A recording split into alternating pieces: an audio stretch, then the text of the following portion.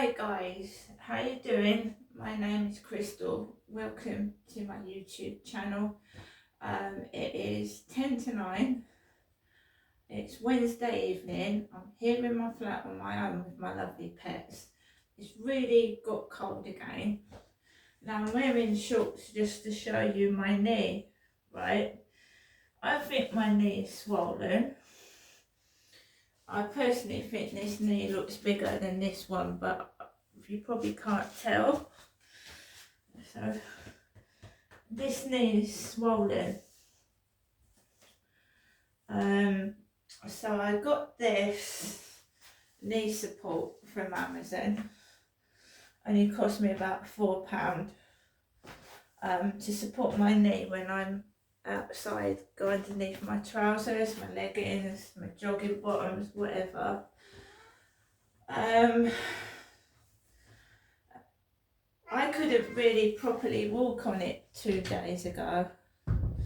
I couldn't walk on it a couple of days ago, well, not properly.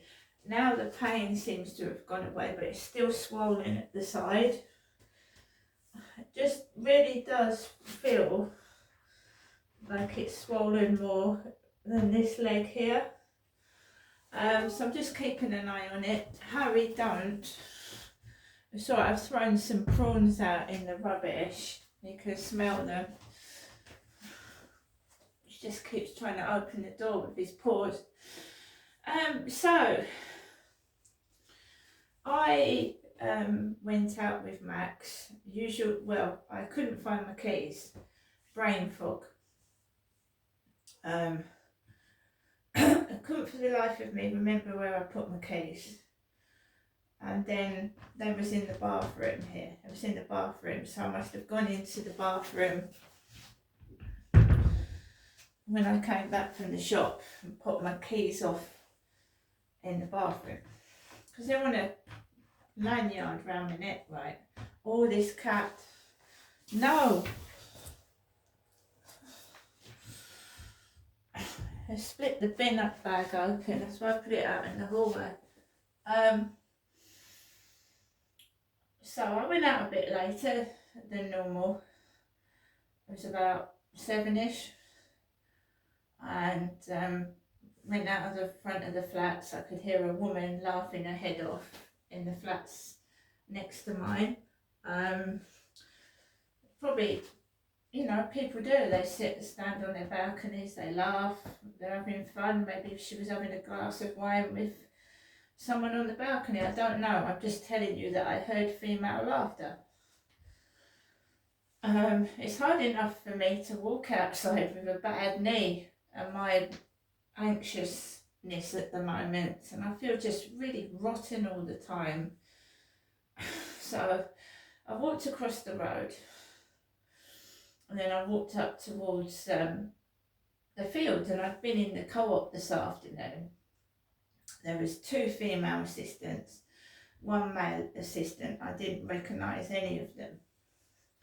When I walked into the co-op this afternoon and I walked towards the back of the shop, there was a lady with really long red hair.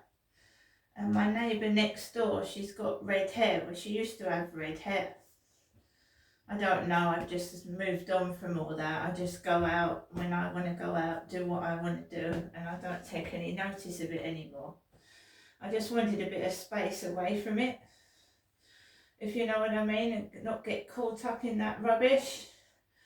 So there was a redhead at the bottom of the shop near the shelves, and she was at the desk, and she came off the desk and she went up and she was messing around at the back of the shop. They was having a right old chin wag in there, she was talking to the bloke behind the counter because the shop was fairly empty, which is fair enough. Anyway, she turned her back on me and went into the back of the store, and the guy came off the counter and he went out the way, but there was another female behind the counter and she was fine. She served me perfectly all right. And then I told you I came back home I just got didn't like the feeling of the redhead at the back of the shop. Right, it's like she knew something was up. I don't know if she did or not, but it felt like it. And when I came back to my flat, there was two young men hovering down the first floor corridor. It turns out that they were BT Openreach. There is somebody stalking in the background, and I thought, I don't want that to start again. So the best way is not to answer the door. If I'm not expecting anybody, I don't answer that door. If I'm expecting post, I'll answer it. If I'm expecting someone, if I've had a letter from the council telling me someone's going to come into my flat to service something, I'll answer the buzzer. But I just saw these two guys, and I recognised the voice of one of them. I did. I might have had the same accent as somebody, and I just did not answer my buzzer. I didn't go out there, and then that ends it. That ends it, doesn't it? Because if you go outside, it causes drama, right? It's funny. People start laughing, there's action, there's drama. So I didn't answer the buzzer, I didn't open the door, they went, no drama. Anyway, I've got people on TikTok asking me how long Crystal, has been single. Why aren't I with anybody? So we've started to get men ringing my buzzer, knocking at the door, hovering about where I take my dog. So I walked onto the opposite, the co-op. There was a black guy, about 50-ish, stood on the path, laughing. And I'm on my own with a dog. So I start walking around, and he walks across the road and he's on his mobile phone. I then proceed to walk my dog on my own in the pitch black around the field. Okay, that's it. No one else on the field at all. Every aspect of my life seems staged. I know it sounds funny, but when I went into the co-op, it was almost empty. 3 members of staff, and the woman at the counter kept going, "All right, darling. Yes, that's all right, isn't it, darling? Yes, darling," like they speak in TikTok. Seriously. So how am I meant to meet a real person, a real guy, in such a fake, constructed world that I live in? How am I actually supposed to meet a real person that's genuine and honest, and that just doesn't want to use me and then fuck off again? That's why I keep myself to myself. I'm not a play toy that people can use and abuse. I'd rather be single and on my own and happy getting on with my life. And it's not that I don't want to make friends. It's not that I don't want to meet somebody. It's that this isn't real. These people are reading from a script. It's so fake. I just put that in a bag for you, darling. All right, darling. Yes, darling. Would you like this, darling? Every other sentence, darling, darling, darling. And that's exactly what this stalker pervert talks like on TikTok. I can show you at some point, but it means me going down TikTok and writing word for word what these people have said on a piece of paper. And I will show you that this is all constructed. And I will never meet someone that's real and honest. And it fucking makes me feel crap. It feels like I'm in an acting scenario and being made fun of every fucking day of my life. I don't like it. I don't want to live this way. I've said it often enough.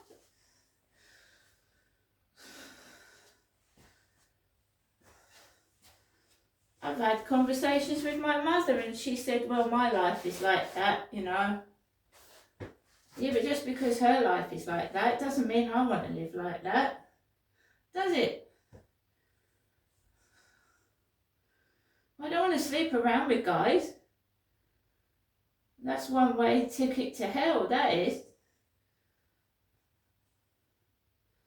It's like, we'll offer you this, right? We don't want to, you're not going to get a relationship, but you can do this. No, thank you. I'd rather go without. And that's it. So you've got these unsavoury men hanging about with empty plastic bags. Somebody thinking they're funny. I've got a black guy at the top hovering about at the road. Two blokes ring my buzzer. And you know what I've been through has been really scary. It ain't funny I was doing this. It's a sexual pervert and a predator as well. So I came back home and I'm in my flat and I'm still getting messages off TikTok asking me this, that and the other. Are you know? And we've got Derek subscribing to my channel. Derek, which was the name of my father, who is now dead. And it's ridiculous.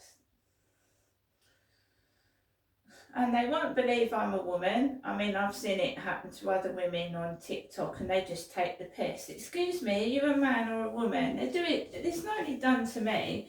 Do you know how many people on TikTok are suffering from mental strain from trolls? It's a toxic, nasty application. It just is. And it's not just aimed at me, but other people. If you start to get successful, you go into a shop, you get blanked, treated rudely. I've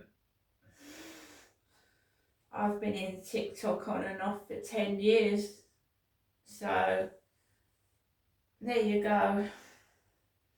I tried to pull myself out of being depressed and miserable by making myself go out to the co-op, and I will continue to do so. But it's such a fake, nasty world we live in right now. It's just fake. Everything is fake. And so unreal. So, on to another subject. My knee is all... feels good. It feels good. Can lift the knee up. It's not so painful, so I should just keep. It's quite stylish, that. I think so. Just, you see, I realised what was going on a long time ago, and I just don't want to be part of it. I don't think taking the piss out of people is funny. I don't. I just don't. And you know, I'm getting older and these idiots that are bullying are getting older and they're getting older, and just pack it in.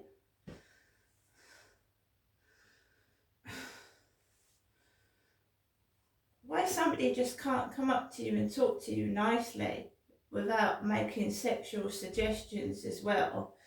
Do you know what I mean? That's what that bloke mistake he made when he came up to me. Oh, I want to be your friend. No, you didn't want to be my friend. You were just taking the fucking piss, mate. And it's no good him trying something again, because I'm going to start learning self-defense. Seriously.